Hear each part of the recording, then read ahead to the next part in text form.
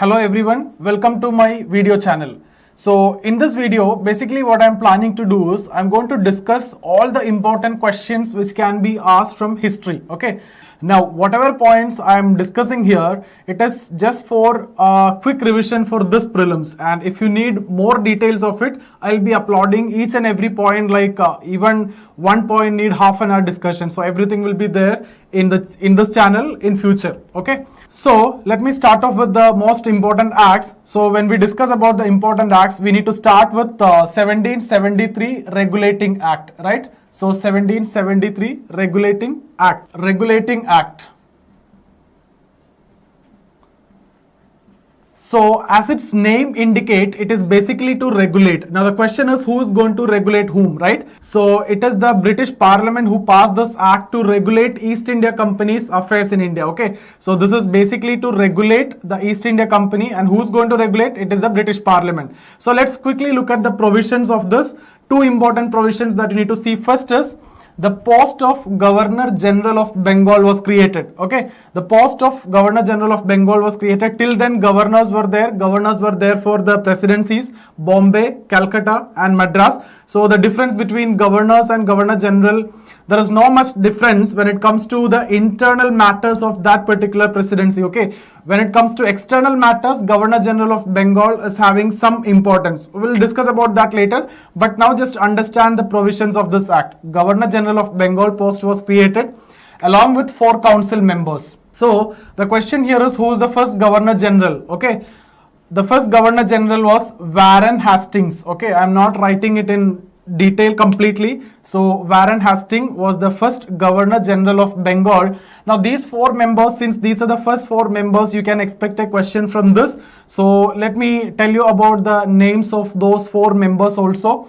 So the first one, Richard Barwell, then Philip Francis, then George Monson, and then you have John Clavering.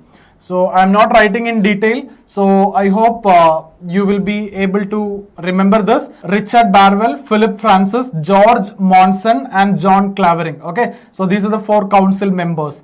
Now the other important point that you need to remember here is, the Governor General is appointed by the company, because he is actually the head of the company and he is the chairman of the company. So Governor General is appointed by the company, and the 4 members were appointed by the Crown. Okay, so basically through these 4 members, the company is going to be controlled by the Parliament. So these 4 members are going to be appointed by the Crown. So appointment, this is appointed by the company, and these 4 members were appointed by the Crown, and the decisions are taken on the basis of majority. And this created a lot of problem later, because 3 out of these 4 gentlemen was always against Warren Hastings. So Warren Hastings was not able to implement any of his decision, and to solve that problem in 1784 they come up with another act. That's what Pitt's India Act. Okay, so Pitt's India Act. Now, one more provision in Regulating Act that you need to discuss is, basically there was a provision of establishment of Supreme Court. So basically a Supreme Court has to be established, and in fact the Supreme Court was established in Calcutta in the year 1774. So remember, the act was in 73 and the court was established in 74, and the court is not like the modern day Supreme Court. This is for the trial of Europeans only, because when European came, Indian laws and English laws was totally different. So this court was established for the trial of Europeans only and not for Indians. And the first Chief Justice of this Supreme Court was Elijah Impey. Okay, so Elijah Impey, I'm not writing it completely. Elijah Impey. So these are the facts that I have discussed about Governor General of Bengal plus 4 members. Governor General was Warren Hastings, appointed by the company. 4 members, Richard Barwell, Philip Francis, George Monson, and John Clavering, appointed by the Crown. The difference of opinion created problems because the decisions are taken on the basis of majority. That's why this act was passed, Pitt's India Act. We'll be discussing about this now itself. Second provision, a Supreme Court has to be established, and the court was established in Calcutta in 1774. But remember, the act was in 1773, and the first Chief Justice was Elijah Impey. Now let's move on to Pitt's India Act. Okay, so there is a change from this Regulating Act to Pitt's India Act. That is basically, the Governor General of Bengal was there, but instead of 4, they have reduced that to 3. and still decisions are taken on the basis of majority. But the advantage for Governor General in this case is basically in case of a tie, because there is 4 members, so there is a possibility of 2 and 2. 2 means Governor General just need the support of one person. So in case of a tie, Governor General have a veto power. So now the Governor General need to get at least one support. Okay, then he can implement his decision. So that problem is solved. So the point is Governor General plus 4 became Governor General plus 3. So 3 council members and Governor General. The appointment remained the same. Governor General is appointed by the company. 3 members were appointed by the crown, and through this 3 members only the British Parliament is controlling the East India Company. Now the second provision is basically a board of control was established. Okay, board of control was established in England to regulate the affairs of East India Company in India. So I told you here the regulation is starting, and each and every act you can see the regulation is keep on increasing. So here, a board of control was established in England with 6 members who were sitting in England, and their job is to regulate the affairs of East India Company in India. Now, if you look at the third provision, there was a provision of recall. Okay, so there was a provision of recall. That means the British Parliament can recall any of its official, including the Governor General. The point is including the Governor General. Otherwise, it's fine because they are appointed by the Crown only. But Governor General is appointed by the company, but through this provision, even the Governor General, if the government is not satisfied, they can recall the Governor General. Now, next is Charter Act, okay. So, Charter Act of 1813. Now, 2 important points that you need to remember from Charter Act of 1813 is basically, now, during which Governor General? Lord Minto 1, okay. So the 2 important points is, the first one is very important, end of monopoly.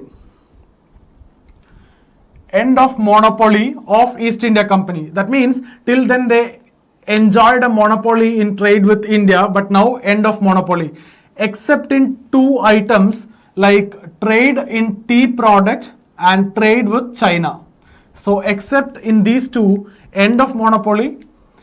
What are the exceptions? Trade in tea product and trade with China. The detailed discussion of this will be done later. Okay, so here just remember this point only, and this led to deindustrialization in India because a lot of foreign companies are now going to come to India and establish trade relation. So their finished product is going to reach each and every corner of India. That means it led to the life of artisans totally ruined. Okay, so there is no further scope of development of Indian industries because of this provision of Charter Act of 1813. So the reason for deindustrialization in India, or why industry is not performing India even now, the reason or the root cause is basically Charter Act of 1813. The second point is related to education. So our next topic is basically related to education. So I'll discuss more about this there also. But let me tell you quickly about this point.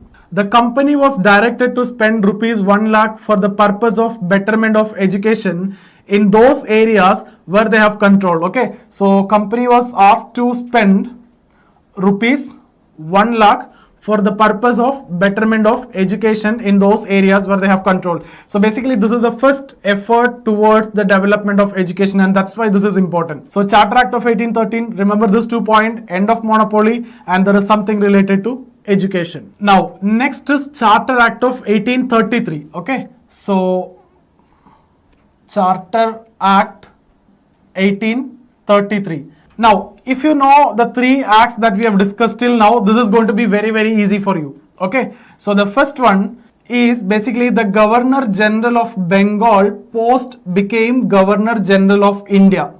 See, when he was Governor General of Bengal, he was not superior over others in internal matters. Only in external matters he had some say. Now Governor General of India means he is superior over others. Okay, so Governor General of Bengal post was abolished and Governor General of India post was created. The first Governor General of India was Lord William Bentinck. Obviously last Governor General of Bengal is also Lord William Bentinck. Okay, so Lord William Bentinck was the first Governor General of India. Now second provision, the 3 council members which were introduced in 1784 Pitt's India Act, right? If you remember 1773, 4 were there, then reduced to 3 in 1784 Pitt's India Act, which is once again increased to 4. So Governor General of India plus 4 now. Earlier it was 3, now it is increased to 4. And the fourth member is known as law member. Law member. And the first law member was Lord Macaulay. And we will be discussing about Macaulay later. When we discuss about education, we'll discuss about Macaulay minute. Okay. So these are the 2 points. Then the third point, see, when we discuss about Lord Cornwallis, we have to discuss about judicial reforms introduced by Lord Cornwallis. So in that, the most important reformers, he established 4 Diwani courts, Dhaka, Patna, Calcutta and Murshidabad. Okay, so 4 Diwani courts were introduced in Dhaka, Patna, Calcutta, Murshidabad by Lord Cornwallis. Now the third provision is, these 4 Diwani courts were to be abolished and instead of that, high courts to be set up. Okay, so Dhaka, Patna, Calcutta, Murshidabad, the Diwani courts has to be abolished and instead High Court has to be set up. Okay, so instead High Court has to be set up. Now the fourth point is basically related to civil service. See, civil services was introduced by Lord Cornwallis in 1793. So this reform is coming after 40 years. That is, no discrimination should be made in the recruitment of civil service on the basis of sex, color, creed, place of birth, religion, language, etc. So no discrimination. No discrimination in civil service. Okay. So no discrimination should be made in the recruitment of civil service on the basis of sex, color, creed, place of birth, etc. So that's the next provision. Last one is basically again very important. I told you when we discussed about Charter Act of 1813, end of monopoly except in 2 items. Now that 2 exception, that means the surviving 2 monopolies were also ended now. Okay, so earlier trade in tea product and trade with China, that the monopoly they engaged after 1813 Charter Act, but now the 2 surviving monopoly also ended. So monopoly completely ended. That means it led to total deindustrialization in India. That's the impact. Okay. So quickly 5 points. Governor General of Bengal became Governor General of India. Lord William Bentinck was the first Governor General of India. Governor General of India plus 3 were increased to 4 once again. And the 4th member is known as law member.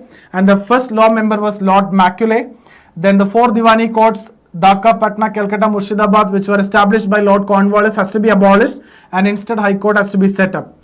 Then 4th is related to civil service. No discrimination should be made in the recruitment of civil service on the basis of sex, color, creed, place of birth, etc. Then 2 surviving monopoly also ended. So I hope this is clear for all of you. Next is Indian Council Act 1909. Okay. So 1909 Indian Council Act, popularly known as Morley-Minto reform. So Morley was the Secretary of State and Minto was the Governor General at that time. Now if you look at the background of this, what is the background?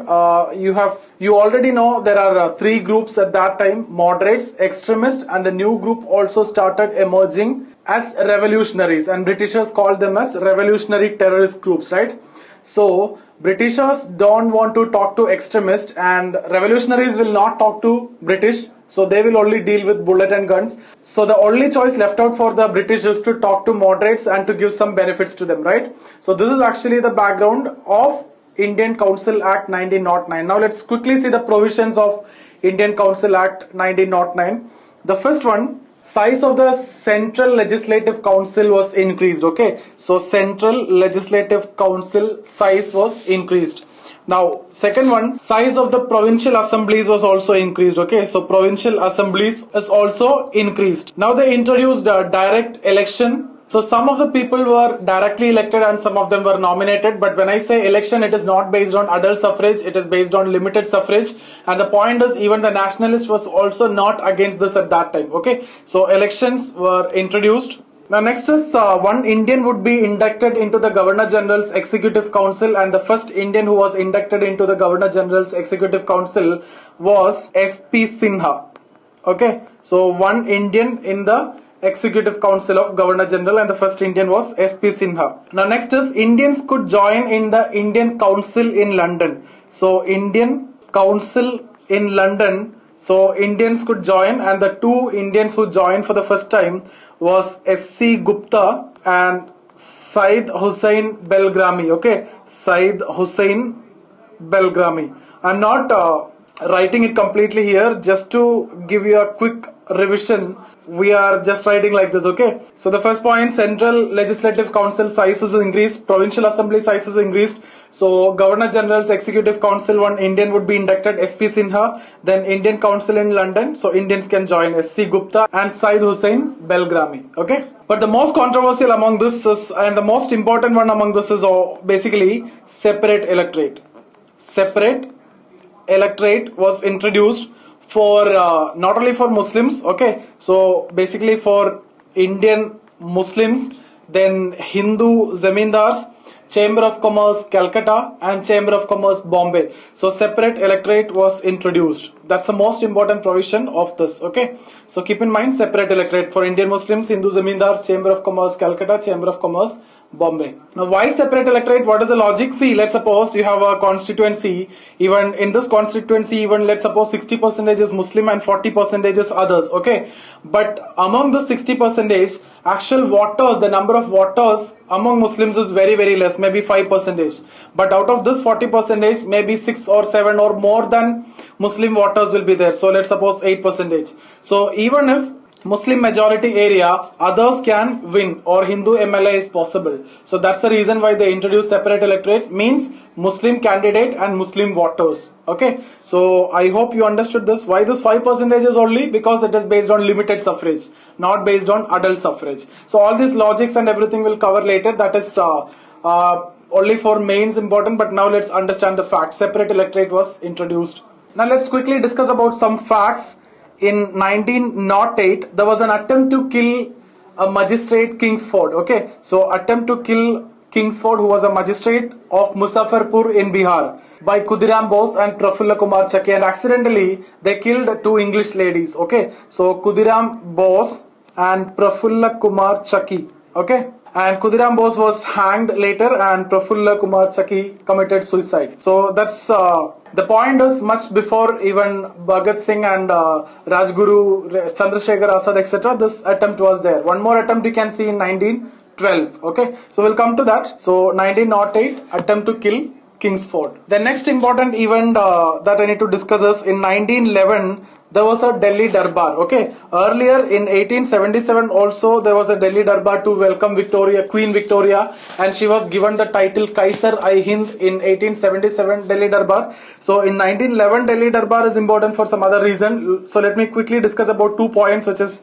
important, and you can expect a prelims question here. Now, who was the Governor General at that time? Governor General was Lord Hardinge. Okay, Lord Hardinge too. Now the first point which is very important is the capital was still then in Calcutta, now it was shifted to Delhi. Okay, so it was shifted to northern Delhi, and later because of some problems and difference of opinion, New Delhi. So capital from Calcutta to Delhi. Now the second point is again very important, the partition of Bengal, that decision was annulled or repealed. Okay, so repealed, partition of Bengal.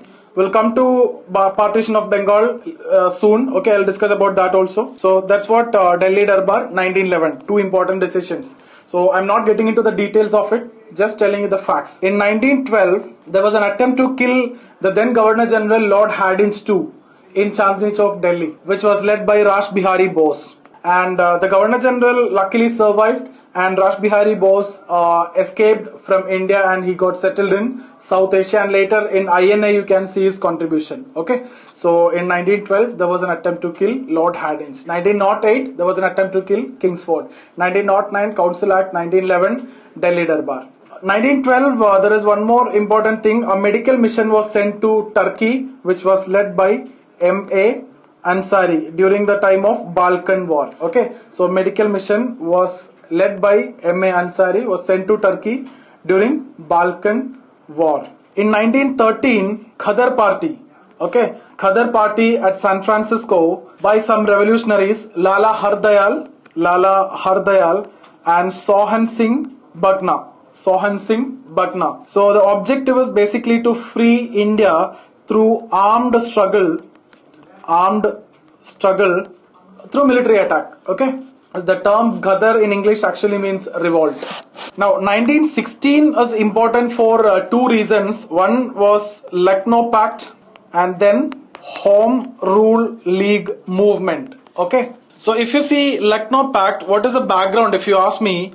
See, Congress, the moderates and the extremists was divided in 1907 Surat split, right? But now they came together. See, if you see the background, Gokhale and Firoz Shah Mehta has already died, right? And Tilak was released from jail. So they came together in 1916. So extremists actually rejoined Congress. And again, if you look at Muslim League, there is new leadership. It was not elitist party anymore now. So there is new leadership and middle class was the leaders now. So the leaders are now educated and secular. Now both Muslim League and Congress is more or less same now, except the fact that Muslim League started demanding some more rights to Muslims. Otherwise, you know, the ideology and the method of functioning and everything is same, led by middle class, secular, educated people, etc. Now what exactly this pact is, that's what you need to see. Both parties agreed to work together against imperialism. Both work together against imperialism. Okay. Then second is they also agree to work for Hindu-Muslim unity. Agree to work for Hindu-Muslim unity. And Congress also agreed not to oppose separate electorate. So they won't oppose separate electorate. So 3 points you can note down. Lucknow Pact. So what is the outcome if you see nationalist movement got a new energy? Okay. Now what is this Home Rule League movement? It was set up in April 1916 by Bal Gangadhar Tilak and in September by Annie Besant. Okay. So in April 1916 by Bal Gangadhar Tilak, in September by Annie Besant, and there were two separate movements because the followers of Annie Besant and Balagangadhar Tilak, they don't like each other. So you need to keep in mind that this Home Rule League movement is not started by Congress because this is during the time of World War I and Congress never want to oppose British during that time. Okay, but people like Tilak thought this is the right time to oppose British and they started Home Rule League movement. So what is the objective? Objective is basically to get Swaraj, right? Swaraj or Home Rule. So it was inspired by Irish Home Rule League movement. And the famous statement of Bal Gangadhar Tilak is very, very important in this context. Swaraj is my birthright and I shall have it, right? So Tilak basically organized a movement in parts of Karnataka and Pune and central provinces. So he took care of the central areas, right? So Pune, Karnataka, central provinces, etc. And if you look at Annie Besant, every other part except those areas where Tilak did the movement. Okay, so like in Bombay and rest of India. Okay, so the way they functioned, the way they operated, it's basically they organized meetings. Okay, and the leaders addressed the public. They held several rallies. They published articles, news items, etc. And remember, Tilak was the editor of newspaper Kesari, Marathi language newspaper. And Annie Besant was editor of Commonweal and New India. Commonweal and New India. Tilak Kesari. Okay. So it was in Marathi and Commonweal and New India by Annie Besant. And Tilak got around 30,000 followers and Annie Besant got around 27,000 volunteers. Okay, so they got mass support. Now the impact, the important point is, even though they were not able to get Swaraj or freedom, it created a patriotic feeling among the minds of the people.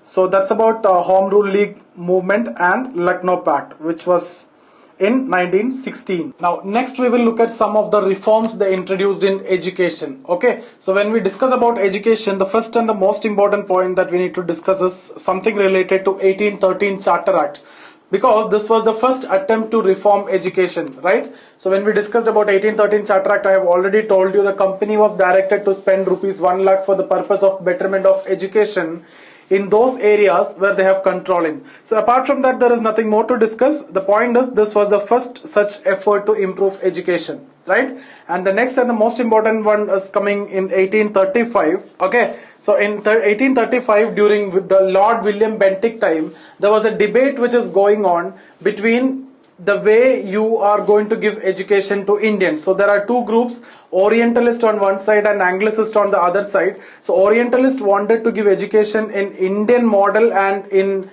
either through classical language or through vernacular language. On the other side, Anglicists wanted to give education in English model and in English medium.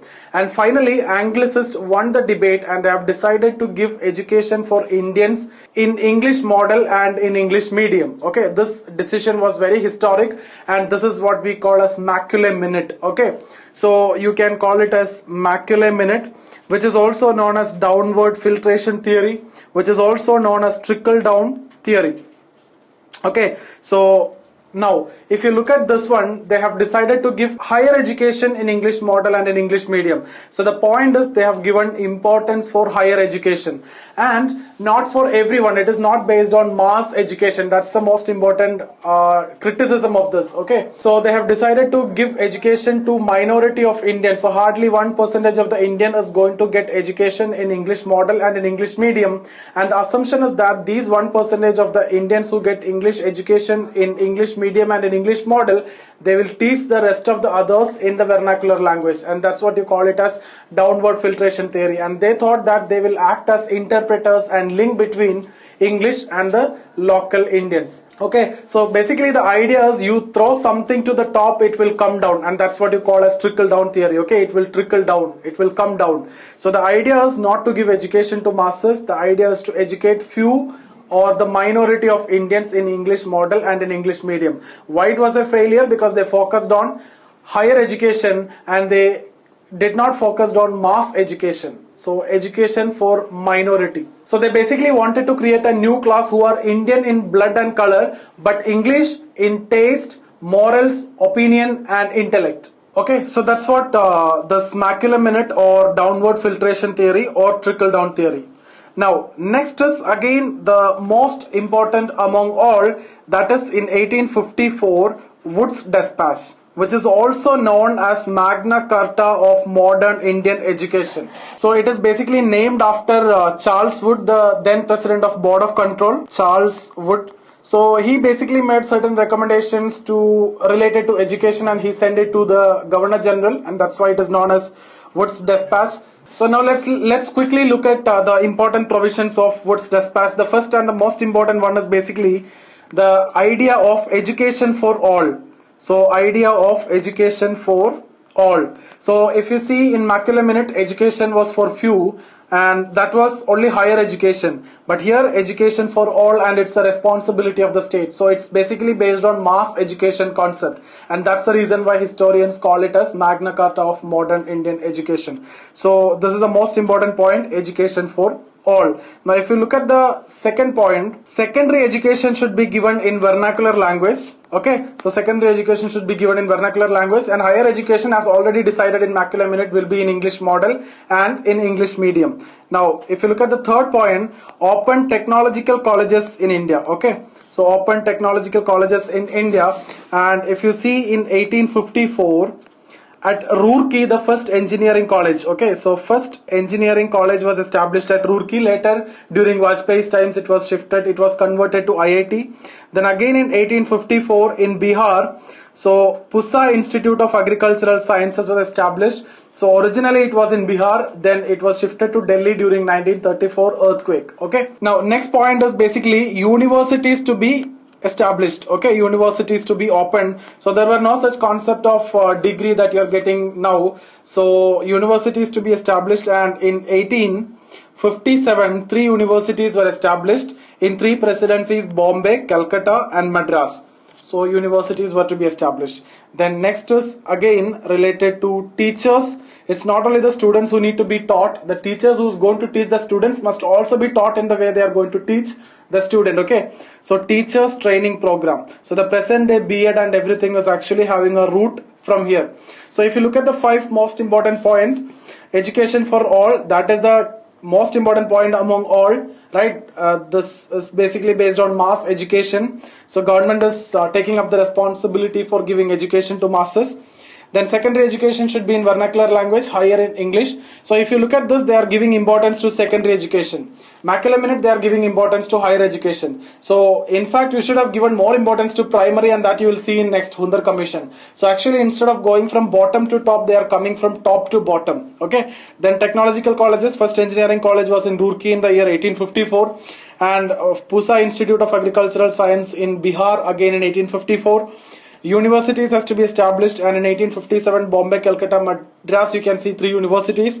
Teachers training program to be started. So these are the 5 provisions that you need to remember under Wood's dispatch. Now in 1882, next is actually in 1882 Hundar Commission. Hundar Commission. So again, let's quickly look at the points. Okay, so the first one, see, I told you already in 1835 Macaulay Minute they have given importance to higher education. 1854 Wood's dispatch they have given importance to secondary education. Now the historic problem they are going to correct here, that they have decided to give importance for primary education. So primary education should be given importance, and primary education should also be given in vernacular language. Okay, primary education should be given in vernacular language. And they also recommended to transfer the control of primary education to district and municipal boards. Okay, so they have decided to transfer the control to district and municipal boards. So I'll be discussing about this district, municipal boards, etc. when we discuss about during 1882 self-government. Okay, during the time of Lord Ripon. We'll be discussing that in the coming session. So the control to be given to the newly set up district and municipal boards. Okay, so primary education control should be given to district and municipal boards. And they also recommended that the secondary education or the high school education should have 2 divisions. Okay, so it should have 2 divisions, that is literary, which is leading up to universities. Okay, literary leading up to universities, and vocational for commercial career. Okay, so literary and vocational. So secondary education should have 2 divisions. The control of primary education should be given to newly set up district and municipal boards, and basically primary education should be given more importance. So this is the key point. Now apart from this, certain other points that I need to discuss is grants in aid for private schools. Okay, so grants in aid for private school. So the objective is basically during Wood's dispatch, it is the responsibility of giving education to masses is taken by the government. So government need a lot of infrastructure to satisfy this promise. So they promoted the private players. So if you open the school, satisfy certain condition, up to 95% you will get it as grant. Okay, so grants in aid for private schools, basically to satisfy the promise that they made during 1954 Wood's dispatch. So next point is women education should be given importance. Okay, the next point, more universities to be opened. So you have already seen during 1857 3 universities at Bombay, Calcutta, Madras. Now you can see a lot of new universities are going to be opened. In 1884 you can see Punjab University. In 1887 you can see Allahabad University. Then after that during 1915 and during 1922, this period, this is actually known as golden era of universities. You can see a lot of universities: Banaras Hindu University, Delhi University, Aligarh Muslim University, Dhaka University, Lucknow University, Patna University, Jamia Millia University, Osmania University, etc. Okay, so a lot of universities are established during this time. So if you look at Hundar Commission, the recommendations are like this. Primary education should be given importance. The control of primary education should be given to district and municipal boards. Secondary education should have 2 divisions, literary and vocational. Okay, then grants in aid for private schools. Women education should be given importance. More universities to be opened. Now next we will look at some important facts related to the Congress. Okay, so if you look at some important facts related to Congress, Indian National Congress was formed in 28th December 1885 at Bombay. Okay, so originally the venue was Pune, but it was shifted to Bombay because of plague. And the first session was held at Sir Tejpal Guru Gokul Das Sanskrit Vidyalaya. Okay, Sir Tejpal Guru Gokul Das Sanskrit Vidyalaya. 100 people attended the session. 72 were members and others were officials. So the first president was W.C. Banerjee and the first secretary was A.O. Hume. So these are the facts that you need to remember from the first session. Okay, so 28th December 1885, Sir Tejpal Guru Gokul Das Sanskrit Vidyalaya, 100 members. Out of that 72 were members and rest of them were officials.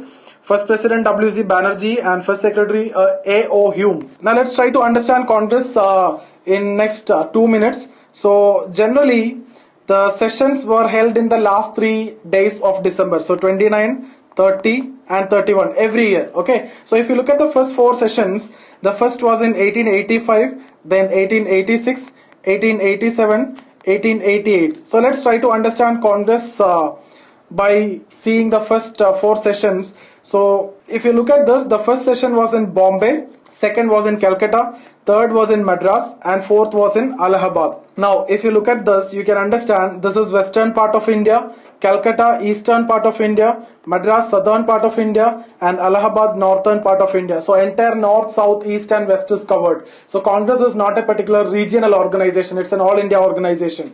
Again, if you look at the leaders, the first session was presided by W.C. Banerjee, second session was Dadabhai Naoroji. Okay, I'm not writing completely so that I can cover faster. Okay, third session was Badruddin Tyabji, and this was a question last year, and the first Muslim president of Congress. Next was George Yule. Now if you look at their religion, see, W.C. Banerjee was a Hindu, Dadabhai Naoroji was a Parsi, Badruddin Tyabji was a Muslim, and George Yule was a Christian. So basically 4 religion, 4 leaders. So that means Congress is not a particular religious organization, it's not a regional organization. Again, if you see, session was held at Bombay and W.C. Banerjee was not a Marathi. Session was held at Calcutta, Dadabhai Naoroji was not a Bengali. Session was held at Madras, Badruddin Tyabji was not a Tamilian. And same is applicable in case of George Yule also. So the point which I need to tell you is Congress was not a regional or religious organization. It is an all India organization which include all the class, all the caste, all religion and everyone. That was in fact the idea during the formation of Congress. Now let's quickly look at some facts where Congress is involved. So 1905 is important for Swadeshi movement. Okay, Swadeshi movement. 1920 you can see non-cooperation movement. I'll be discussing about this. Okay, 1930 you can see civil disobedience movement. 1942 you can see quit India movement. So I'll be discussing all these. Now these are the 4 mass movements which was organized by Congress, very important. Now if you look at some personalities, see, only time Mahatma Gandhi presided a Congress session, that was in 1924, Belgaum session in Karnataka. So Mahatma Gandhi, Belgaum session in Karnataka. Now in 1907, why it is important is because Annie Besant was the president, so she was the first woman president of Congress. So first woman president of Congress, not Indian woman president. So if you ask me who was the first Indian woman president, that is in 1925 after Gandhi's, okay, 1925 in Kanpur session. Okay, so first Indian woman president, Sarojini Naidu. So Sarojini Naidu. Annie Besant was the first woman president, she was an Irish lady. Okay, Sarojini Naidu was the first Indian president during Kanpur session after Gandhi. Now who was the president of Congress in 1947? Acharya J.B. Kripalani. Okay, 1947, Acharya J.B. Kripalani. So when did Subhash Chandra Bose presided the session? Subhash Chandra Bose presided the session 1938-39. When did Jawaharlal Nehru presided the session? 1929-30. Okay. Now who was the youngest president of Congress? Youngest president of Congress in 1923, Maulana Abdul Kalam Azad. Okay, he presided a special session in Delhi in 1923. Now who was the longest serving president of Congress? Again Maulana Abdul Kalam Azad, longest. The reason is he was the president in 1940 in Ranchi. Okay, in Ranchi session. So he was the president in 1940 at Ramgarh near Ranchi. Okay. So the session was held at Ramgarh.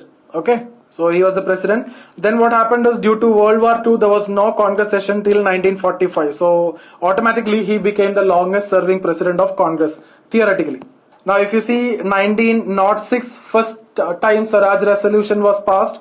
1929 Purna Swaraj resolution was passed. The difference I'll discuss now. 1916 Lucknow Pact I have already discussed. 1916 Home Rule League movement, there was no participation from Congress, that is separate. Okay, 1907 important for Surat split. So these are few facts which is related to Congress. I'll try to cover all these in the coming session. Now, next we will discuss about subsidiary alliance and doctrine of lapse. Why I am discussing both together is basically because most of the students have confusion between these two. Okay, so I will start with subsidiary alliance. So who introduced subsidiary alliance? See, when we discuss about subsidiary alliance, the name that is coming to your mind is basically Lord Wellesley, right? Because he made a lot of changes into subsidiary alliance and he used it as a very good strategy to mobilize his army across India. But if the question is about who introduced this policy or whose brainchild is it or who's the pioneer of this, it's actually French governor Dupleix when he rendered his army to Hyderabad. Okay, so it's actually Dupleix, a French governor. But what Wellesley did is he made certain changes to it. So what is exactly this policy? See, if you are a local ruler, this is your state, and you are facing threats from others, you will ask some strong people to support you, so they will keep their military outside your territory and will support you. So it's basically a military help, and it was introduced by Dupleix when he rendered his army in 1740s to Hyderabad. But let's see what are the changes Wellesley did. So what Wellesley did is he signed this kind of treaty with many local rulers. Some states were voluntarily signed and some states were forced to sign, like one of the example is Maratha after the death of Tippu. In fact, Maratha was forced to sign the treaty. Okay. So why he is signing this treaty? He is signing this treaty across India like this, all these local rulers. So the advantage is he can mobilize his army across India without spending anything from the exchequer. And the very same army, let's suppose if he is having some problem with this state, the very same army from here and here and here and here you can call back and you can suppress the state. Okay, so that's the idea, basically to mobilize his army without spending anything. Now let's see the conditions of the subsidiary alliance. There are 5 points which need to be noted down. So, and after that we'll see the states which sign the subsidiary alliance. You don't want to know everything, you just need to know 4 or 5, first 4 or 5. Okay, so the conditions are basically, see, if you are a local ruler and if your state is signing this treaty with the English, you are not allowed to employ any foreigner other than English. Okay, so you cannot employ any foreigner other than English in your army. So the first point, no foreigner other than English. Now the second point is that in case of any foreign policy like a war treaty or a peace treaty or something, you need to inform it firstly to the British, and this word inform is very strategically used. You have to get in fact the permission from the British. Okay, so inform about any foreign policy. Third point, an English resident had to be stationed in the local state who signed this treaty,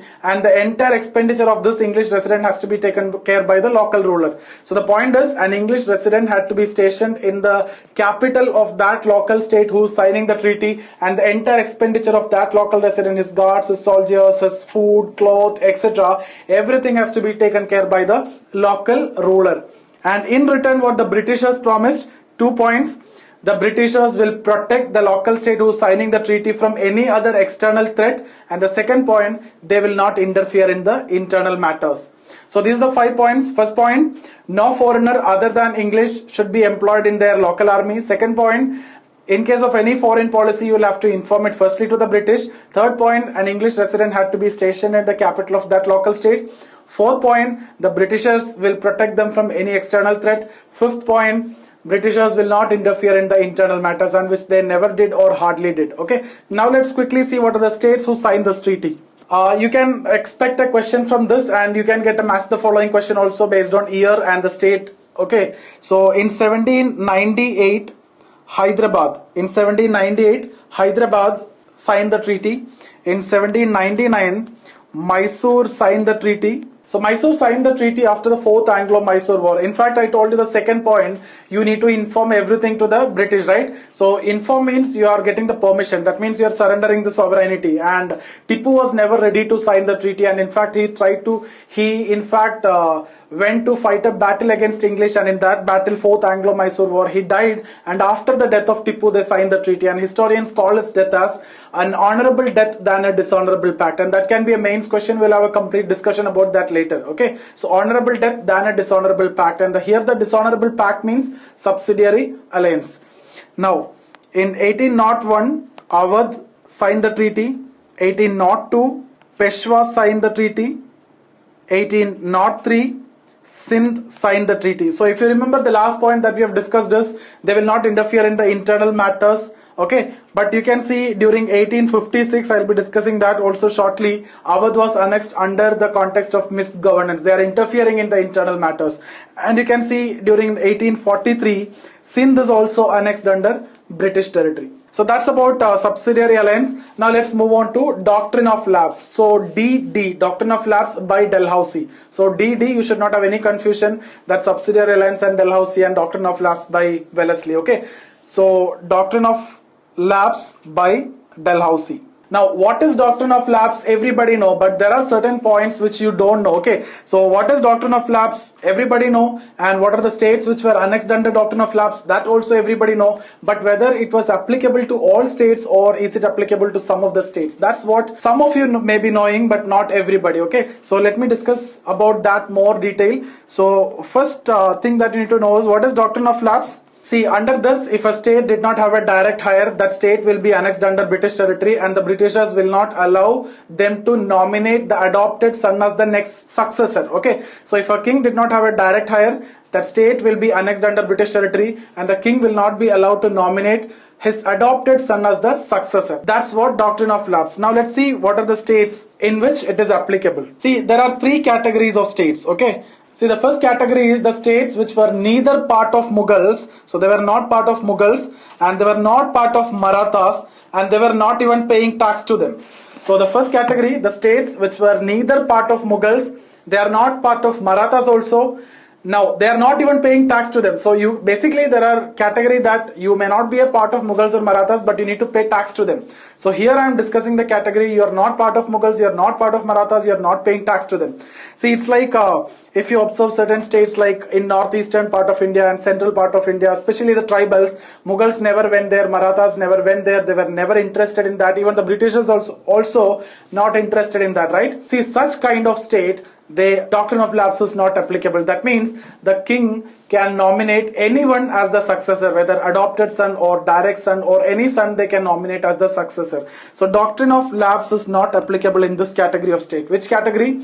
Neither part of Mughals nor part of Marathas nor even paying tax to them. Now second category. See, second category is that the states which may either pay tax to Mughals or Marathas or were part of them. So either they may be part of them or they are paying tax to them. Okay, so this kinds of state, they will have to inform it to the British, or they need to get the permission from the British if they need to nominate the adopted son as the successor. See, the only point is you need to write a letter to the Governor General and the permission will be granted. Then you can nominate your adopted son as the successor. So basically doctrine of lapse is not applicable here also. So we have discussed about two categories. The states which were neither part of Mughals nor part of Marathas nor even paying tax to them, they can nominate anyone as the successor without any permission. So doctrine of lapse is not applicable. Second category, the states which were either part of Mughals or Marathas or were paying tax to them, such kinds of state have to get the permission from the British and they can nominate the adopted son as the successor. Hence, doctrine of lapse is not applicable here also. The third category is the states which were created under British Charter. They cannot nominate the adopted son as the successor, and doctrine of lapse is applicable only in these category of state which were created under British Charter. So I hope this is clear for all of you. Doctrine of lapse is applicable in the third category, not in all categories. Now, let's see what are the states which were annexed under doctrine of lapse. Satara, Jaipur, Sambalpur, Bhagat, Udaipur, Jhansi and Nagpur. Okay, so these are the states that you can keep in your mind. Now, so we have done with subsidiary alliance and doctrine of lapse, and I hope this is clear for all of you. Now, next we will look at various land revenue settlements during British time, and after that we will quickly look at land reforms also. Okay, so the three land revenue settlements are basically Zamindari settlement, Riotwari settlement and Mahalwari settlement. Out of this, Riotwari settlement asked last year. So let me discuss about, anyway, three we will discuss. So Zamindari settlement, It is also known as permanent settlement, okay, because the land revenue that you are going to pay is permanently settled on the basis of 1790. So it's a fixed amount. Now, out of the fixed amount, see the way it is collected. See, peasant is actually paying it to Zamindar and Zamindar will pay it to the state. So this is a structure. So the peasant, the amount that you need to pay to the state is actually fixed on the basis of 1790. Now, out of the fixed amount, how much Zamindar will get and how much state will get is what you need to know, right? 91% is basically for the state and 9% is for the Zamindar. So basically 10 by 11 for the state and 1 by 11 is what the Zamindar will get. So for this 1 by 11, Zamindars is actually working, and Zamindar is the owner of the land in this case, and this ownership is not absolute between peasant and Zamindar.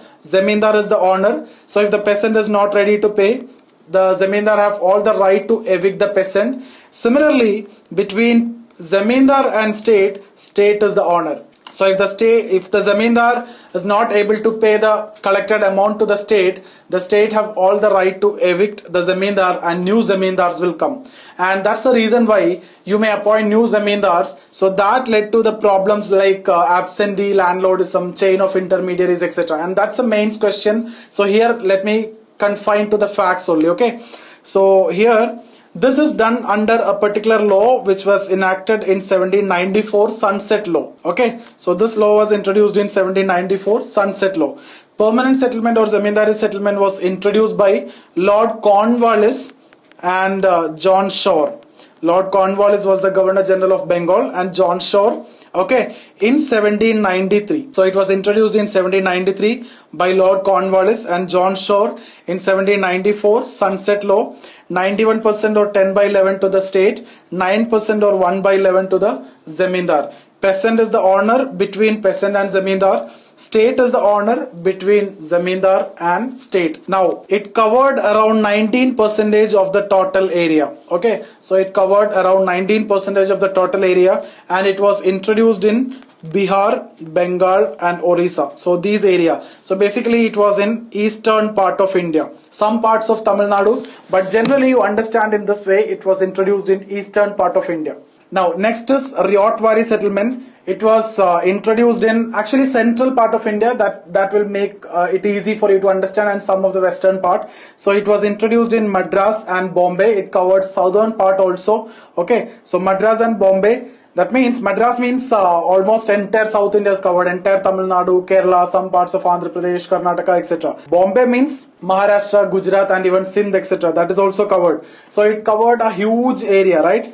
Now it was also introduced in central provinces with capital Nagpur. So it covered a huge area and it covered around 51% of the total area. So permanent settlement 19% of the total area. This one 51% of the total area. Permanent settlement in eastern part. This one southern and central and some western area. Okay. This was introduced by Thomas Munro and Reed. This is the question which was asked last year. Thomas Munro and Reed.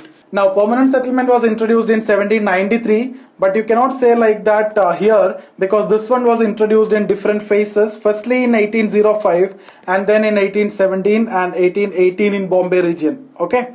The word riot in Persian means peasant. Now the structure is like this. The peasant will pay it to a British official instead of a zamindar, and the official will pay it to the state. Now here the revenue is not fixed for lifelong. Here it may be for 20 years, and after 20 years the state have the right to change, okay, the tax.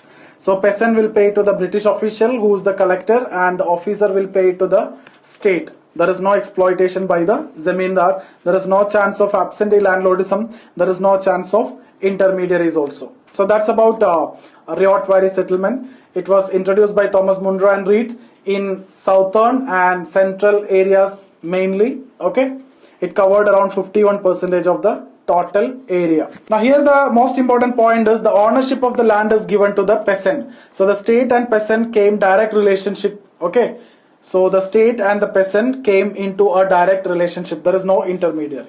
Now next is Mahalwari settlement. It was introduced in the western part of India in the regions of Punjab and western UP. So you have seen In permanent settlement, eastern part of India. Riot Valley settlements, southern and central part of India. This one was in northern and western part of India. So Punjab and western UP, right? Punjab comprised of a huge area, present day Lahore, Himachal Pradesh, etc. Okay, so and western UP. It was introduced by Holt Mackenzie, and here the land revenue is collected by Mahal. So peasant will pay to the Mahal, will pay to the state. Okay, so Mahal is actually a Punjabi word whose meaning is village. Now the entire village is responsible for paying the land revenue, and this was the responsibility of the local leader called Lambardar, and in some areas Nambardar. Okay, so that's about Mahalwari settlement. I hope the three revenue settlement, the facts are clear for you. The impacts that we will discuss in a separate video. Now let me quickly discuss about the land reforms post-independence. See, the first one is abolition of intermediaries. Okay, so basically abolition of zamindars. So what happened? Certain sections of the people got the land right. Okay, so that's the first land reform. So second one was basically tenancy reform. Tenancy reform. In that again there are 3 points. First one was basically conferred ownership rights to occupancy tenants. So occupancy tenants are those tenants who have certain occupancy rights, and they are the people who got benefited because of abolition of zamindaris. Abolition of zamindars. Now they got the ownership rights. So the first provision is basically for them. But see, if you see this reform, there is nothing for the tenant or subtenant or the sharecropper, right? So if you see the next two provisions under tenancy reform is basically for them. The first one is basically regulation of rent, and next is security of tenure. So they will get security of tenure. Okay, so these two are for sharecroppers or the subtenants. This one, first one is for occupancy tenants. This is for occupancy tenants. So abolition of zamindars, tenancy reform. The third one is basically ceiling on land holding. Ceiling on land holding. So if you have excess amount of land, the excess amount of land will be taken away and will redistribute it to the landless. And parallel to this, this was a state movement. Okay, it was a compulsory thing, but parallel to that there was a voluntary movement which was going on. That is what we call as Bhudan movement, organized by Acharya Vinoba Bhave. Okay, so this was compulsory, this was voluntary. Okay, but the ideology is the same. Next is consolidation of land holding. So basically consolidation of land holding means if you have different plots in different areas, you surrender it to the state and you will get a consolidated plot. Okay, so that's what consolidation of land holding. Then the next is cooperative farming. So cooperative farming is basically number of people having fractions of land, they pool their land together and they will cultivate, so that they can use the concept of economies of scale. So these are the important land reforms. So abolition of zamindars, tenancy reform, ceiling on land holding, Bhudan movement by Acharya Vinoba Bhave, consolidation of land holding, and cooperative farming. Now let us see some of the socio-religious reform movements of 19th century. Okay, now before I discuss about the contribution of Indians, let's quickly discuss about the social reforms in the 19th century by the British. Okay, so if you talk about that, in 1828 there was an anti-sati resolution. Okay, anti-sati resolution was passed by Lord William Bentinck, obviously with the effort of Rajaram Mohan Roy. So under this, sati was declared as culpable homicide not amounting to murder, and a maximum punishment of 10 years of rigorous imprisonment was given for those who instigate or compel the female to commit suicide. And I hope you know about sati, right? It is the female after the death of her husband, she immolate herself into the funeral pyre of the husband, and it was practiced in North India by the upper caste Hindu. Okay, so it was a very specific problem in a particular region and in a particular caste. Then if you look at during Lord Hardinge time, Lord Hardinge 2, just before I have discussed, during 1912 there was an attempt to kill Lord Hardinge, okay, by Raj Bihari Bose. Then I told you when we discussed about Delhi Darbar also, Lord Hardinge 2 in 1911. So here Lord Hardinge 1. So two reforms that I need to talk about is basically ban on human sacrifice and ban on female infanticide. So human sacrifice was very common among Gonds tribes of Madhya Pradesh. So the idea is young male boy will be sacrificed to appease the god. And here ban on female infanticide. So again female infanticide was a practice among the Rajput caste in northern part of India. So they never want to have baby girl. Okay, so both these were considered as a good social reform, but it negatively affected the British. So these were the reasons for 1857 revolt. Then if you look at 1856, there was something called as Widow Remarriage Act, which was passed by Lord Dalhousie. Okay, so Lord Dalhousie, here anti-sati resolution, Lord William Bentinck. All these culminated into 1857 revolt, and they never interfered in religion after the 1857 revolt. They never tried to do any such reform also. And one more you can see is actually in 1872 they passed Universal Marriage Act. Okay, this was passed by Lord Northbrook. Okay, Lord Northbrook. So 2 points.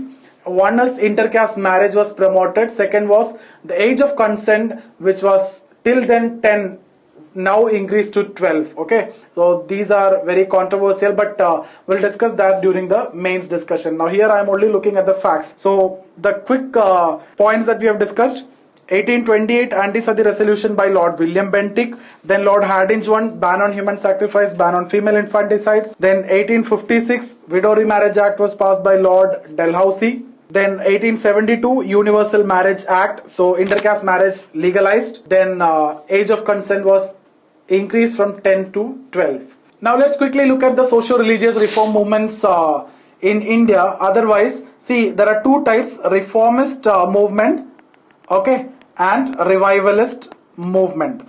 So when you discuss about reformist among Muslims, you will discuss about Aligarh movement by Sir Syed Ahmad Khan. And when you discuss about reformist movement among Hindus, you will discuss about Brahmo Samaj and Rajaram Mohan Roy. Okay. And when we discuss about revivalist movement among Muslims, we will discuss about Wahhabi movement.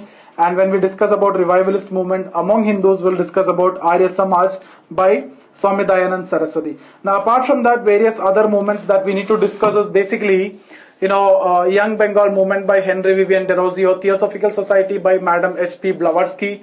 We will also discuss about Prarthana Samaj. Then we will also discuss about Satyashodak Samaj by Jyotirao Phule. Then we will discuss also about Ramakrishna Mission and Swami Vivekananda. Okay, all this discussion I'll try to complete in 5 to 6 minutes. So let's start off with Rajaram Mohan Roy. Okay, in that I'll discuss about Brahmo Samaj also. See, in 1814, he founded Atmiya Sabha in Calcutta. Okay, so he founded Atmiya Sabha in Calcutta in 1814. In 1825, he founded Vedanta College in Calcutta, and he introduced two new subjects: mechanics and Voltaire's philosophy. Okay, mechanics and Voltaire's philosophy. So he basically introduced the scientific education. Okay, mechanics is science and Voltaire's philosophy is a political science. So till then Indian education system was based on full of fantasy stories and etc. Okay, but now he introduced scientific education. Now in 1828 in Calcutta he established Brahmo Sabha. Later it came to be known as Brahmo Samaj. And with the help of people like Devendra Nath Tagore, who was the father of Rabindranath Tagore, and Keshub Chandra Sen, this was taken from Calcutta and spread across India, especially with the support of Keshub Chandra Sen. Okay, now if you look at the objective of Brahmo Samaj, two important objectives: basically promotion of monotheism. Okay, that means they objected polytheism and pantheism, which were the common practice among Hindus. So with the help of Vedas and Upanishads, he was ready to prove that the idea of monotheism is already there in Hindu religion. Okay, and he quoted from Vedas that Iva Ika Dvityam, that means there is only one God and Na Pratima Asti, and he is formless. Okay, so he promoted monotheism, that means one God and formless God concept. And he also opposed idol worship. Okay, idol worship opposed, promoted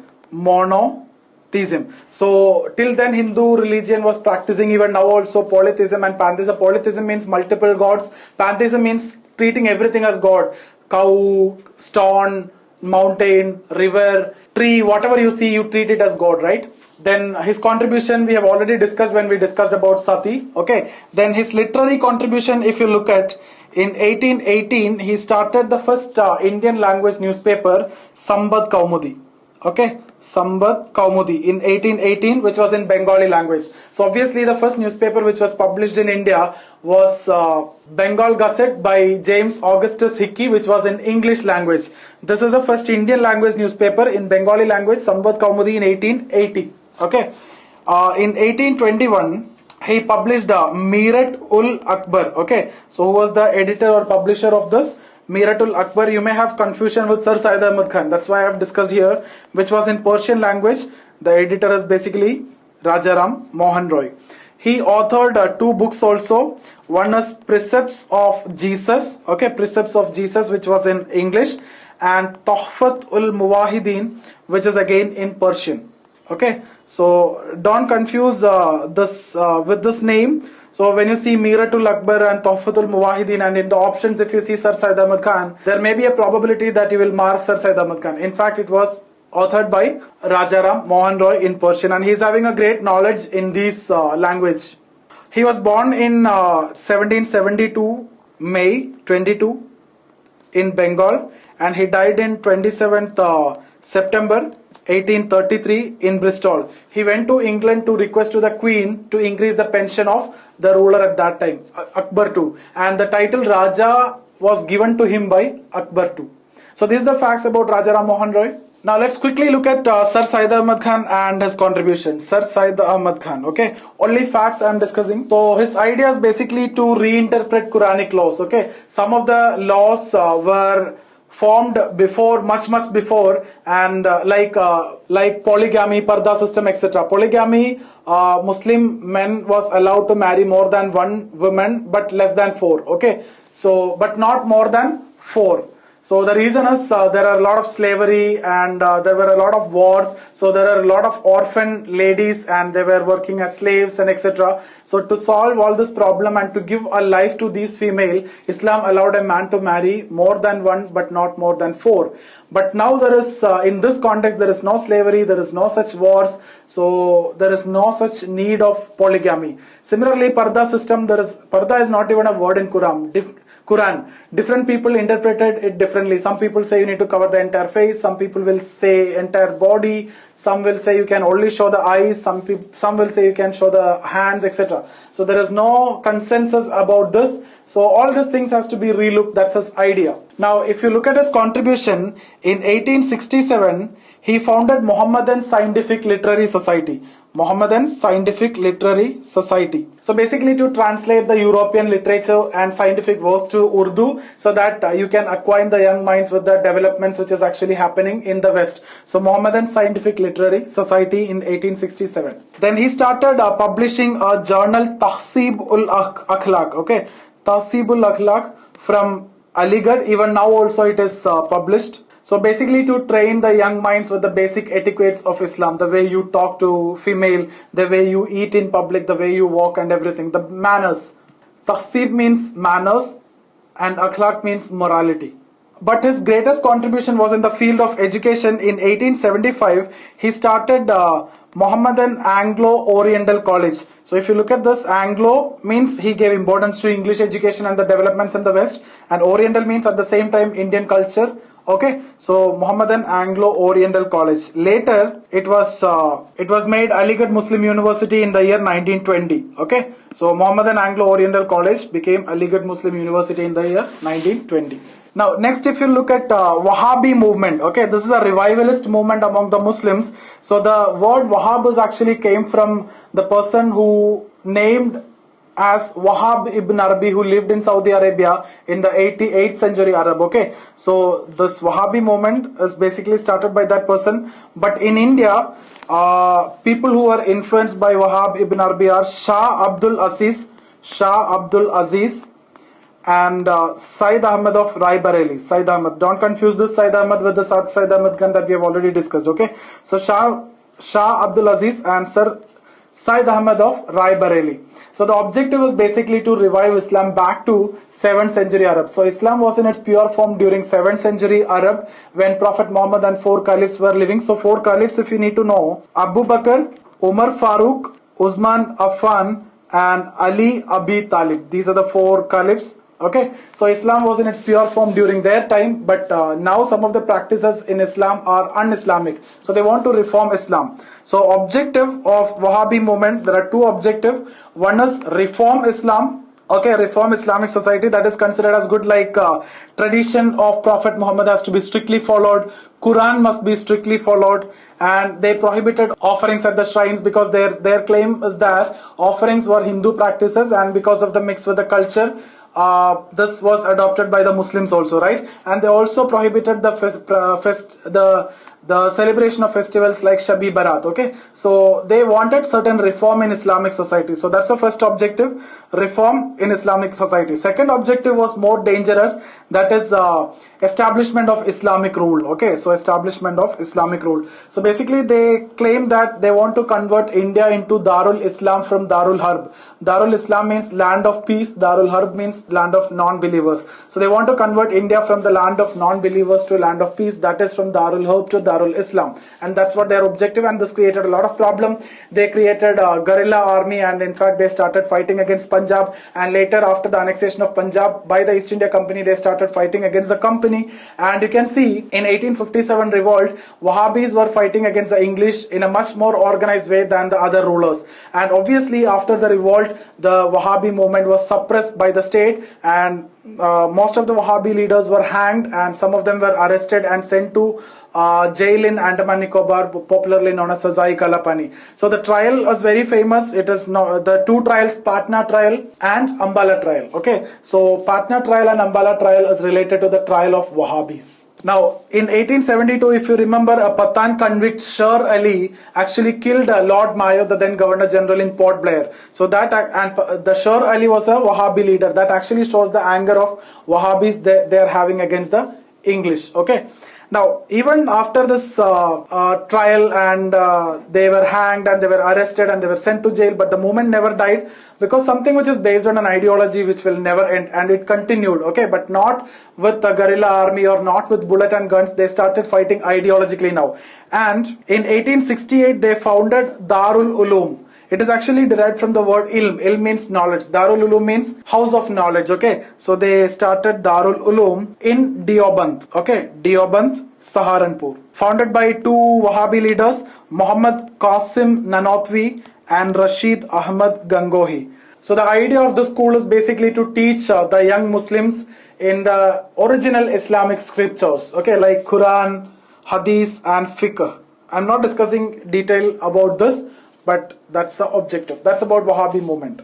Now, next important person is Henry Vivian Derosio. So he was the founder of Young Bengal movement. It was a radical movement. He was influenced by Western liberal thinking, and he was also influenced by Mazzini, who was the founder of Young Italy Association. He started various debating clubs, and they started discussing on various contemporary issues. Okay, so it was actually a radical movement. It was a cultural movement, it was an intellectual movement that led to the renaissance of Bengal, but the movement died after the death of Henry Vivian Derosio. He died at the age of 22 in 1831. So that's about Young Bengal movement. Next is Theosophical Society. It was set up in 1875 in New York, USA. Okay, so New York, USA, by Madam H.P. Blavatsky, who was a Russo-German lady, and Colonel H.S. Olcott, okay, who was an American. Now they were inspired by ancient Asian religions like Hinduism, Buddhism and Zoroastrianism, that is Parsi religion. So in 1882 they shifted the headquarters to Adayar. The idea is to propagate the message of spiritualism of Indian religion. Okay, in 1893 Annie Besant joined the movement, and in 1897 she became the president, and she was the first woman president of Congress also later during 1917. Next is Mahatma Jyotirao Govindarao Phule. So he started Satya Shodak Samaj. Okay, it was a Dalit movement for the upliftment of the Dalits. So In 1873, he founded Satya Shodhak Samaj. Okay. Now, he wrote a very famous book in Marathi language, Gulamgiri, which means slavery. He set up schools for Dalit boys and girls. Okay. He opposed the caste hierarchy and untouchability. And he basically fought for the socio-political rights of the Dalits. So the present day, the Ambedkar movement that you can see later, which got the influence from this Satya Shodhak Samaj. Next is very important, Arya Samaj. Okay, so in 1875 in Bombay, Swami Dayanand Saraswati, his original name was Mulshankar Tiwari, Swami Dayanand Saraswati started Arya Samaj movement. He is originally from Gujarat, Jankara, born in 1824. He started the movement in 1875 in Bombay. In 1877, shifted the headquarters to Lahore. So the slogan of the movement is basically to go back to Vedas. It was a revivalist movement. He wanted to revive the Hindu society, as in the case of Vedic period like 1500 BC to 600 BC. Like in case of Wahhabi movement, they want to revive Islam back to 7th century Arab, right?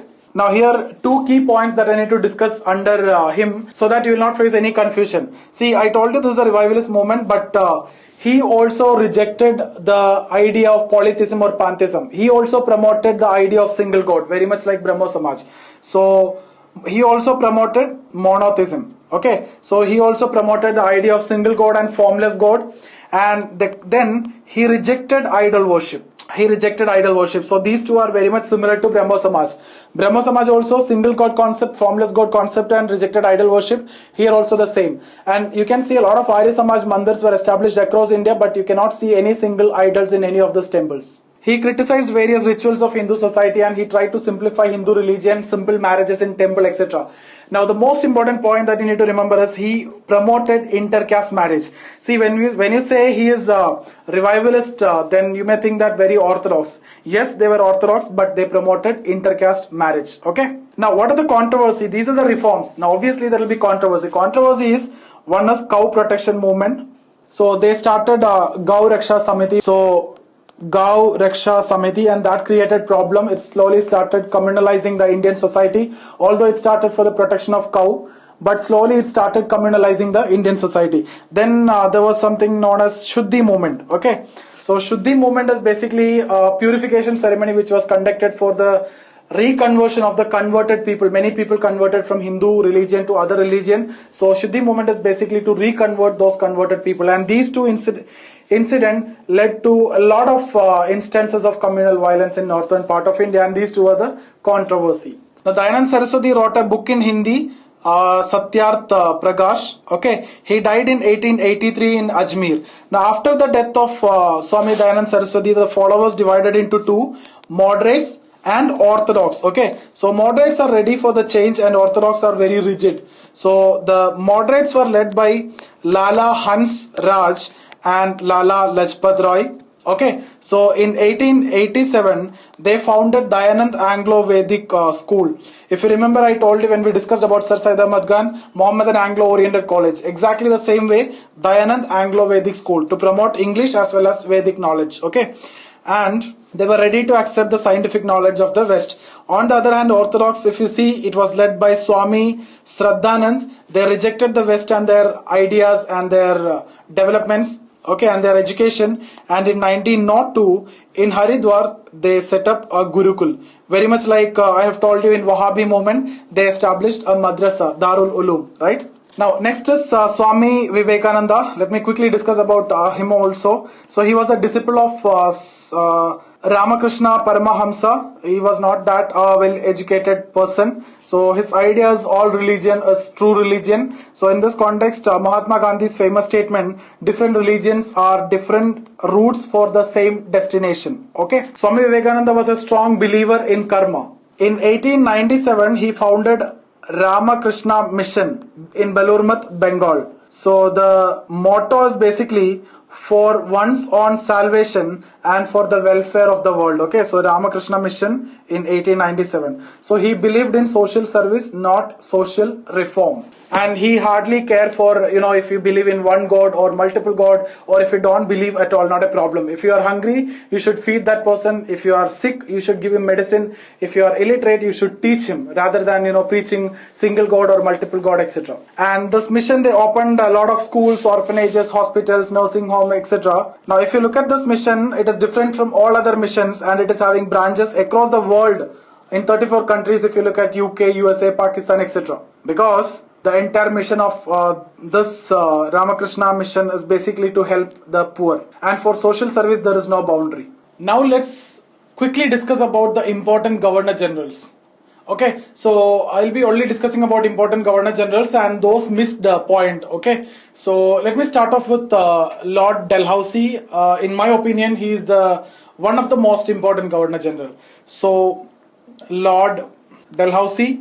So the most important point is actually doctrine of lapse, that I have already discussed. I'm not discussing about that now. Now second point is 1848-49. There was the second Anglo-Punjab war. Okay, so in fact the first war was in 1845 to 46, and there was a treaty signed after the war, Treaty of Lahore, and that treaty was in fact actually the reason for the second Anglo-Punjab war. The king of Punjab at that time was Maharaja Dilip Singh, who was the minor son of Maharaja Ranjit Singh. So he thought that the Treaty of Lahore was a humiliating treaty, and he went for a battle against the English, and in this second Anglo-Punjab war, Punjab was completely crushed by the English, and Punjab was annexed under British territory. So that's why it is important. Punjab was annexed under British territory. Next important point is in 1853, railways was introduced for the first time from Bombay to Thane. Not that important. Okay, so 34 kilometers. The impact is very important, that we need to discuss only for mains, that we'll do later, like impact as deindustrialization, etc. Then next is again in 1853, you can see post and telegraph services started. Okay, so the first service was basically from Calcutta to Agra. Post and telegraph services was started in 1853, and point is in 1854 Post and Telegraph Act was passed. Through the act, for the first time, postal stamps were introduced. Now in 1854 Wood's Dispatch, that we have already covered. Again in 1854 Public Work Department started, PWD, for the construction of bridges, canals, roads, etc. Dalhousie developed lots of hill stations like Mussoorie, Nainital, Shimla, etc. And Shimla was the summer capital of English.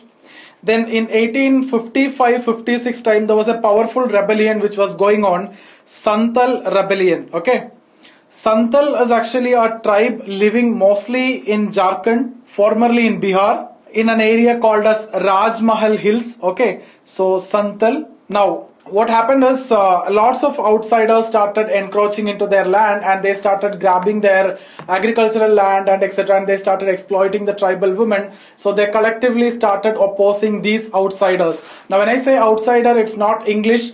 Indians is also there. Okay, so for them, outsider means it hardly matters English or Indian. Outsider means if you are not a Santhal, you are an outsider, and they call them as Diku. So Santhal rebellion is actually a battle against the Dikus, and it was led by two brothers, Sidhu and Kanu, and finally the movement or the rebellion was suppressed by the English. When you are fighting against the state, so this was a very violent movement. They killed a lot of English, and same way it was retaliated also, but this movement had a great influence on the coming tribal movements. Now next in 1856 Widow Remarriage Act, that we have already discussed.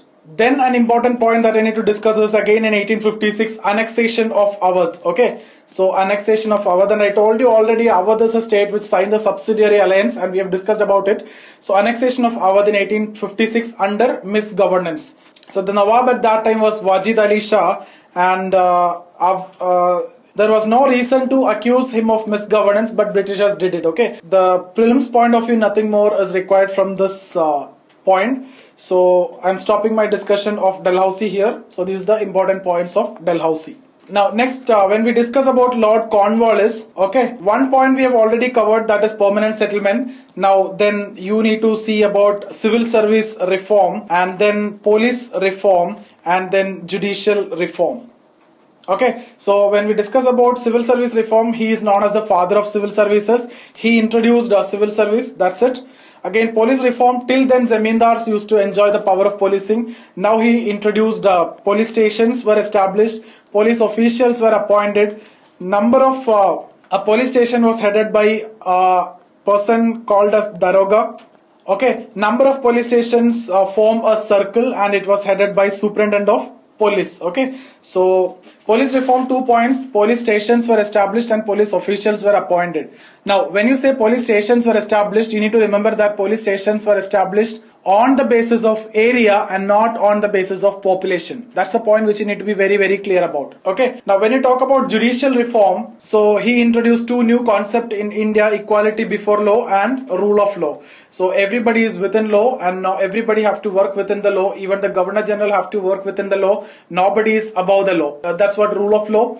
Now equality before law. So these are the two things that he introduced, and even now also we are following the same. Okay, so there's a key, this is the core of our constitution also, right?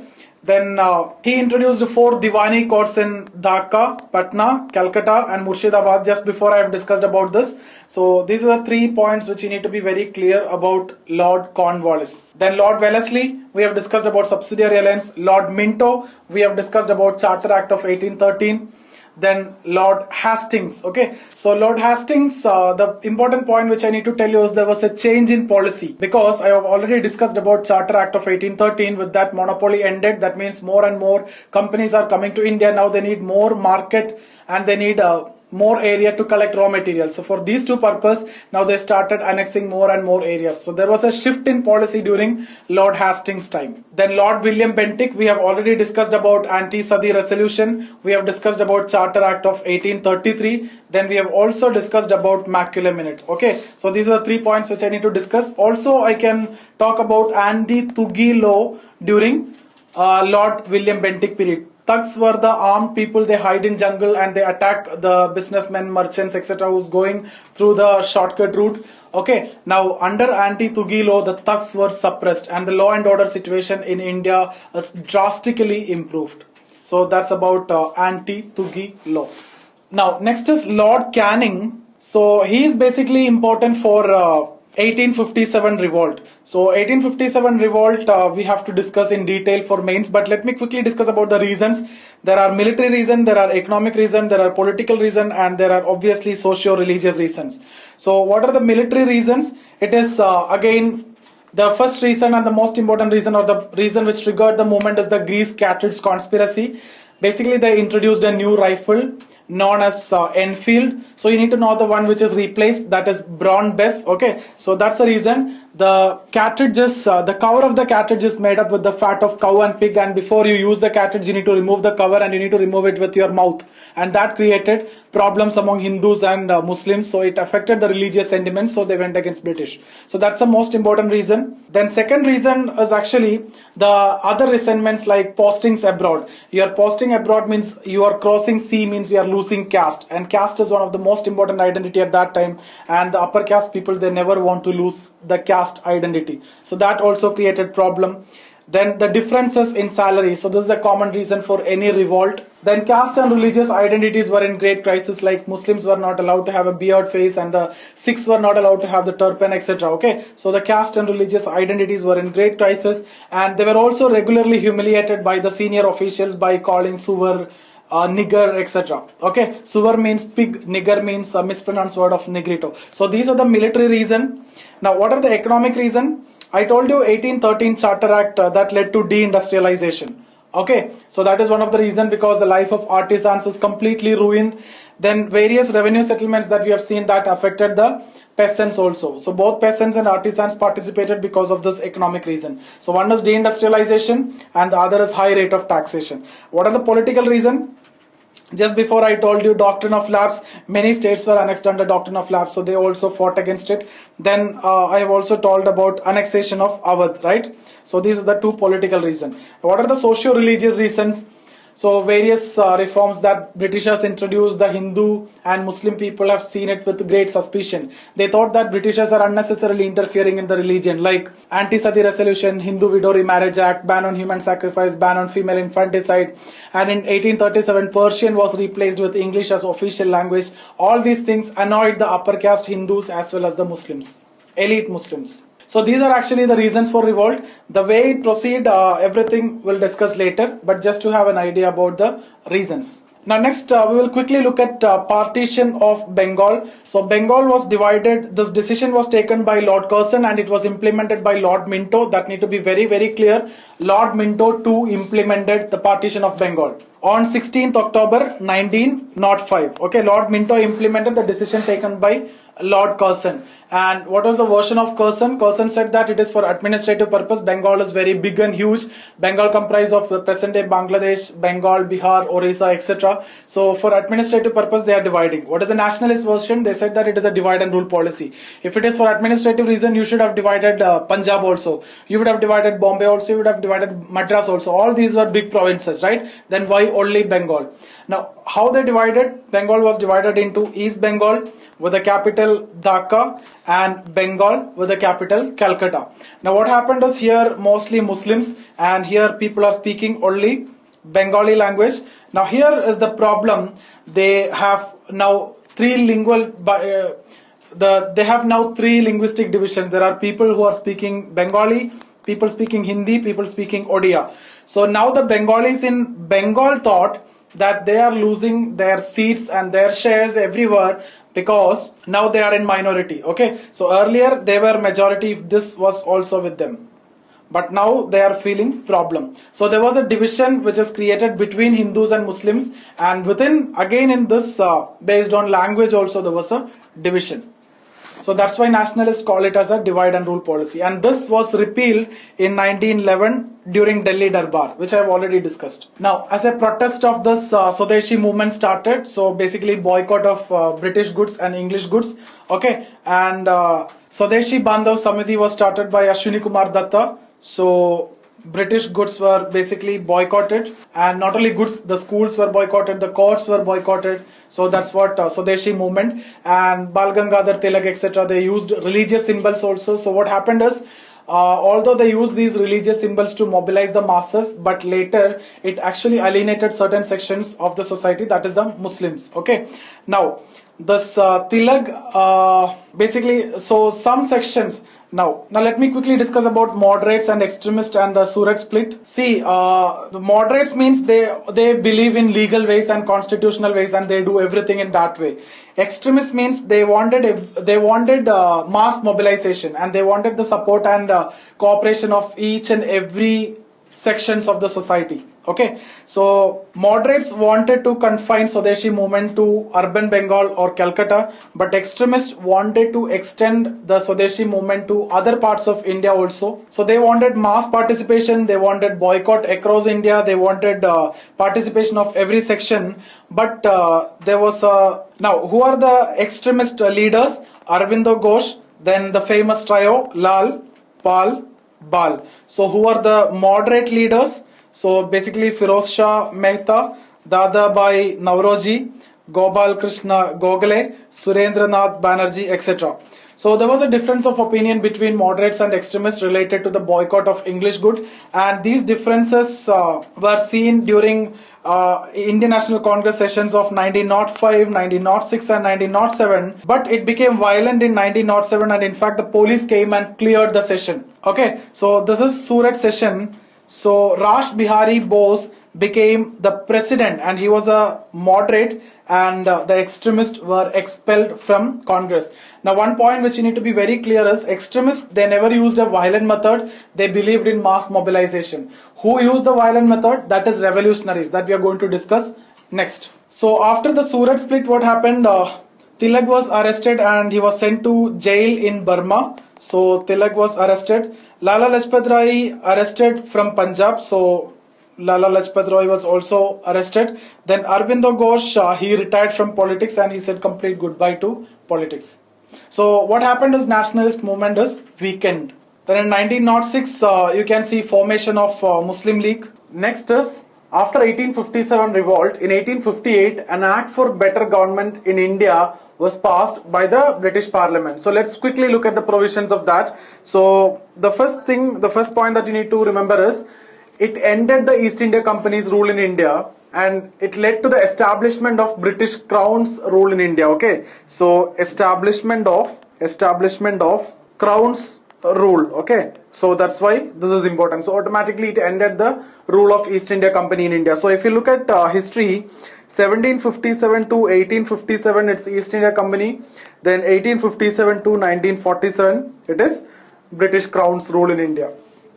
Now second provision, see, we have already discussed in 1784 Pitt's India Act, there was a board of control which was established in England with 6 members to control the affairs of East India Company in India. But now there is no more East India Company's rule in India, right? So there is no need of board of control. So board of control was abolished, and instead of that, a Secretary of State for India post was created with an office known as Indian Council Office. So Secretary of State for India with an office known as Indian Council Office with 15 members. And the first Secretary of State was Charles Wood. So if you remember, I told you before when we discussed about Wood's dispatch, the then President of Board of Control made some suggestions and sent it to India. So he was the last President of Board of Control. He became the first Secretary of State for India. So it's actually a cabinet rank minister. Okay. Third is a Viceroy to be appointed. Okay. Now the post of Governor General is also continued. So the first Viceroy is Lord Canning, but the post of Governor General is also continued. And what is the difference? The difference is, if this is total India, this is what the British India, right? So Governor General is the head of British India.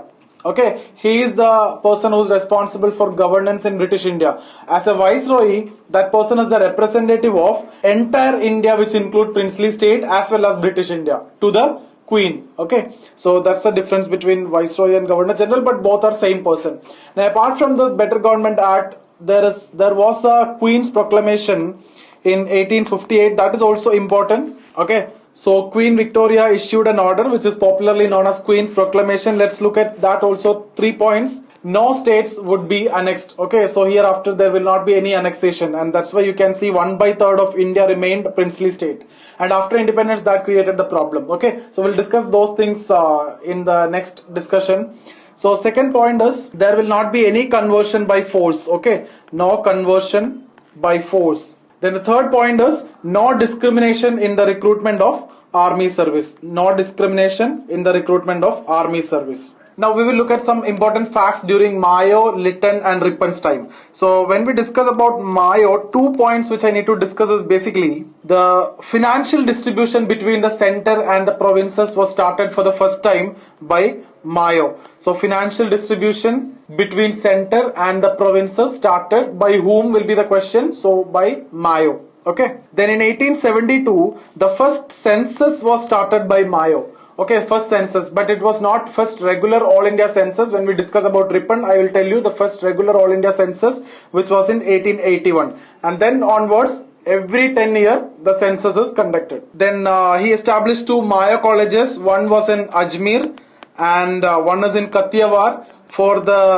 These are modern day colleges in India for the princes and princesses of royal families. Okay, not that important. So these 2 points is very important. Okay, financial distribution between center and provinces started, and in 1872 first census was started, and Mayo was the only Governor General who was killed in India by a Pathan convict, Sher Ali, which we have already discussed when we discussed about Wahhabi movement. Now Lord Northbrook, one important point is in 1872 there was Universal Marriage Act. That point we have already discussed. Then when we discuss about Lytton, the important point is there was famine during Lytton's time. Okay, but more than the famine, we need to know from Prelims point of view, he appointed a famine commission headed by Richard Strachey. Okay, so who appointed the famine commission? It is Lord Lytton. Okay, we are actually talking about Lord Lytton. Okay, so Lytton appointed the Famine Commission headed by Richard Strachey, but the Famine Code was drafted under Lord Ripon. Okay, so appointed by Lytton, drafted under Ripon. So let's quickly look at the Famine Code. So the first point is there will not be any tax, no tax in those areas where there is a crop failure of 50% or more. Okay, no tax in those areas where there is a crop failure of 50% or more. Second point, the government will give food for people food for public. In return they will have to work. Okay, so basically government will give work and will give the food grain. Third is government will give fodder for the animals. So these are the three important points that you need to look from Famine Commission or the Famine Code, which was drafted in 1880. Okay, Famine Code of 1880. The point is, Lytton appointed the commission headed by Richard Strachey. Famine Code was drafted under Lord Ripon, the next Governor General. And during Lytton's time, in 1877, there was a Delhi Darbar. We have already discussed about it. And in 1878, there were three controversial decisions. One was Arms Act. That means the license to possess arms for the Indians became much more tougher. Then there was Vernacular Press Act. That means any vernacular language newspaper, before they publish something, they have to pass through censors. Then lowering age of civil services. So the maximum age for appearing in civil services exam was reduced from 21 to 19 with a condition of being a graduate. Now next is Lord Ripon. So basically in 1881 itself, he repealed the three controversial acts which were enacted by Lord Lytton. So that's the most important point. The three controversial acts, Arms Act, Vernacular Press Act and lowering the age of civil services, these three were repealed. Okay.